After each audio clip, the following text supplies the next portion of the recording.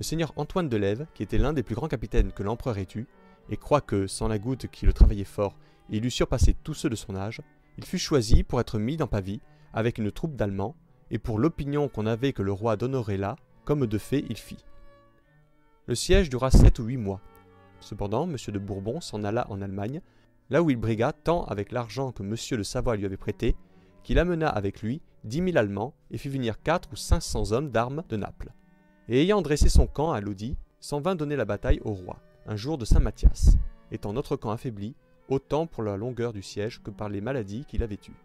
Et encore, par malheur, le roi avait un peu auparavant cassé 3000 grisons qu'un colonel du pays commandait, lequel s'appelait le Grand Dieu, et croit que ce fut pour éviter la dépense, et que ces petites ménageries apportent quelquefois de pertes.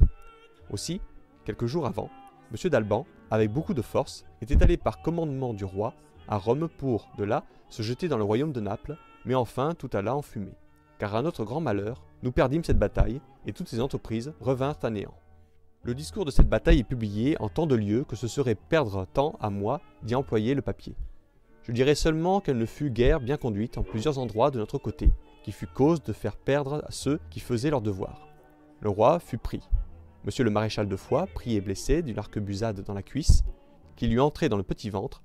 Monsieur de Saint-Pol, pris et blessé de 13 plaies, lequel avait été laissé pour mort au camp et dépouillé tout en chemise.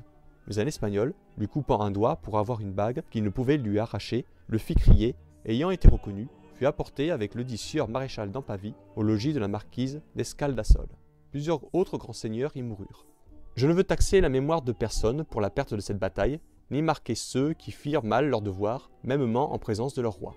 Pendant le séjour que je fis en l'armée, je fus toujours avec un capitaine dit Castille de Navarre, sans prendre aucune solde, lequel, le jour de la bataille, conduisait les enfants perdus.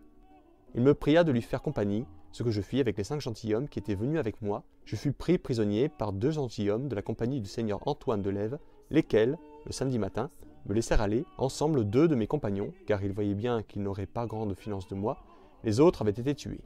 Je me retirai en la maison de la marquise, où monsieur le maréchal était blessé.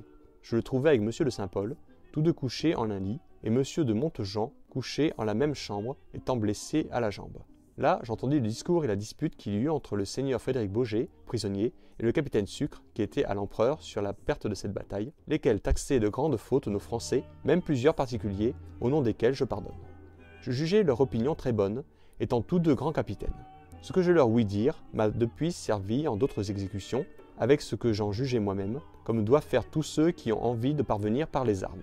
Il faut non seulement rechercher les occasions de se trouver au combat et bataille, mais aussi être curieux d'écouter et retenir l'opinion et raison de ceux qui sont gens expérimentés sur la faute, perte ou gain qui s'en est ensuivi. Car certes, c'est grande sagesse de bien apprendre et se faire mettre aux dépens d'autrui. La France a longtemps pleuré cette perte et la prise de ce brave prince qui pensait trouver la fortune si favorable comme à la journée des Suisses. Mais elle lui tourna le dos et fit voir comme il importe à un roi se trouver lui-même à la bataille, vu que bien souvent sa capture mène après la ruine de son état. Toutefois, Dieu regarda le sien d'un œil de pitié et le conserva, car les victorieux perdirent le sens, éblouis de leur victoire.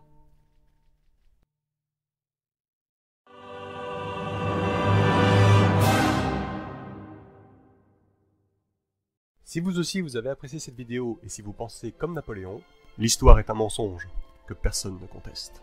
Je vous invite à laisser votre avis, liker la vidéo, vous abonner à la chaîne et pourquoi pas partager cette vidéo. Merci.